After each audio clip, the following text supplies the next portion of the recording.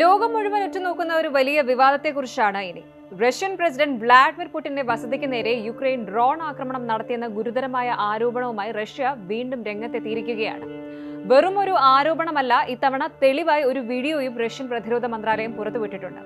എന്നാൽ ഇതിന് പിന്നാലെ യുക്രൈനും അമേരിക്കയും പറയുന്നത് കേട്ടാൽ നിങ്ങൾ ഞെട്ടും. ഇതൊരു വമ്പൻ ഡ്രാമ ആണെന്നാണ് യുക്രൈൻ വാദം. സമാധാന ചർച്ചകൾ തകർക്കാൻ റഷ്യ മനഃപൂർവ്വം കെട്ടിച്ചമച്ച കഥയാണോ ഇത്? എന്താണ് ഈ വീഡിയോയിലുള്ളത്? പരിശോധിക്കാം. റഷ്യൻ പ്രതിരോധ മന്ത്രാലയം പുറത്തുവിട്ട വീഡിയോ ശ്രദ്ധിച്ചാൽ ഒരു രാത്രിയിൽ നടന്ന ദൃശ്യങ്ങളാണ് അതിലുള്ളത്. മഞ്ഞ് മൂടിക്കിടക്കുന്ന ഒരു വനപ്രദേശത്ത് തകർന്നു വീണ ഒരു ഡ്രോണിന്റെ അവശിഷ്ടങ്ങളാണ് റഷ്യ കാണിക്കുന്നത്. വടക്കു പടിഞ്ഞാറൻ റഷ്യയിലെ പുടിന്റെ പ്രധാന വസതികളിൽ ഒന്നായ നോവ്ഗോറോഡ് ലക്ഷ്യമാക്കിയാണ് ഈ ഡ്രോൺ വന്നതെന്നാണ് റഷ്യയുടെ അവകാശവാദം. ടാർഗറ്റ് നിശ്ചയിച്ച് വളരെ കൃത്യതയോടെ പ്ലാൻ ചെയ്ത് ഘട്ടം ഘട്ടമായിട്ടാണ് ഈ ആക്രമണം നടത്തിയത് എന്നാണ് റഷ്യൻ മിലിറ്ററി ഇതിനെ വിശേഷിപ്പിച്ചത്. അതായത് പുടിന്റെ വസതി തന്നെ ലക്ഷ്യം വെച്ചുള്ള ഒരു നീക്കമായിരുന്നു ഇതെന്നാണ് റഷ്യ ഉറപ്പിച്ചു പറയുന്നത്.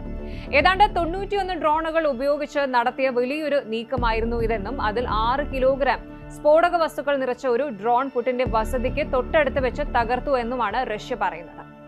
എന്നാൽ ഈ ആരോപണം യുക്രൈൻ പ്രസിഡന്റ് സെലൻസ്കി തള്ളുകയാണ് ചെയ്തത്. കംപ്ലീറ്റ് ഫാബ്രിക്കേഷൻ, കെട്ടിച്ചമച്ചത്, പച്ചക്കള്ളം എന്നാണ് അദ്ദേഹം ഇതിനെ വിശേഷിപ്പിച്ചത്. യുക്രൈൻ പറയുന്നത് ഇങ്ങനെയാണ്: സമാധാന ചർച്ചകൾ പുരോഗമിക്കുന്ന ഈ ഒരു സാഹചര്യത്തിൽ പുടിനെ ഒരു ഇരയായി ചിത്രീകരിക്കാനും യുക്രൈനെതിരെ പുതിയ ആക്രമണങ്ങൾ അഴിച്ചുവിടാനും റഷ്യ നടത്തുന്ന ഒരു കളി മാത്രമാണിത് എന്നാണ്. ഇതിനിടയിൽ അമേരിക്കൻ ഇന്റലിജൻസ് ഏജൻസിയായ CIA ഈ വിഷയത്തിൽ ഇടപെട്ട് കഴിഞ്ഞു. പുടിന്റെ വസതി ലക്ഷ്യമാക്കി യുക്രൈൻ ഒരു ആക്രമണവും നടത്തിയിട്ടില്ല എന്നാണ് CIA പ്രാഥമിക റിപ്പോർട്ട് പറയുന്നത്. റഷ്യ പുറത്തുവിട്ട വീഡിയോയിൽ ഒരുപാട് ദുരൂഹതകൾ ഉണ്ടെന്നും തെളിവുകൾ വിശ്വസനീയമല്ല എന്നും അമേരിക്കൻ നാഷണൽ സെക്യൂരിറ്റി കൗൺസിൽ വ്യക്തമാക്കി. മറ്റൊരു രസകരമായ കാര്യം അമേരിക്കൻ പ്രസിഡന്റ് ഡൊണാൾഡ് ട്രംപിന്റെ പ്രതികരണമാണ്. സമാധാന ചർച്ചകൾ 95% പൂർത്തിയായി എന്ന് അവകാശപ്പെടുന്ന ട്രംപിനോട് പുടിൻ നേരിട്ട് ഫോണിൽ വിളിച്ച് പരാതി പറഞ്ഞിരുന്നു. ആദ്യമൊക്കെ പുടിനെ വിശ്വസിച്ച ട്രംപ് ഇപ്പോൾ തന്റെ നിലപാട് മാറ്റിയിട്ടുണ്ട്. റഷ്യയാണ് സമാധാനത്തിന് തടസ്സം നിൽക്കുന്നതെന്ന തരത്തിലുള്ള ഒരു എഡിറ്റോറിയൽ അദ്ദേഹം സോഷ്യൽ മീഡിയയിൽ പങ്കുവച്ചത് വലിയ ചർച്ചയായിരിക്കുകയാണിപ്പോൾ. അപ്പോൾ ശരിക്കും എന്താണ് ഇവിടെ സംഭവിക്കുന്നത്? റഷ്യ പറയുന്നത് സത്യമാണെങ്കിൽ അത് യുദ്ധം പുതിയൊരു തലത്തിലേക്ക് എത്തിക്കും. കാരണം പുടിന്റെ പേഴ്സണൽ സുരക്ഷയെ ബാധിക്കുന്ന കാര്യമാണിത്.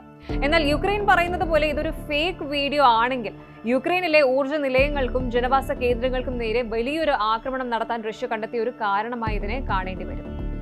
റഷ്യയുടെ കയ്യിൽ ഇതിൽ കൂടുതൽ തെളിവുകൾ ഉണ്ടോ എന്ന് ചോദിച്ചപ്പോൾ ആവശ്യമില്ല എന്നാണ് ക്രെംലിൻ വക്താവ് ദിമിത്രി പെസ്കോവ് പറഞ്ഞത്. തങ്ങളുടെ വ്യോമ പ്രതിരോധ സംവിധാനം ഡ്രോണുകൾ തകർത്തു എന്നത് തന്നെ വലിയ തെളിവല്ലേ എന്നാണ് അവരുടെ ചോദ്യം.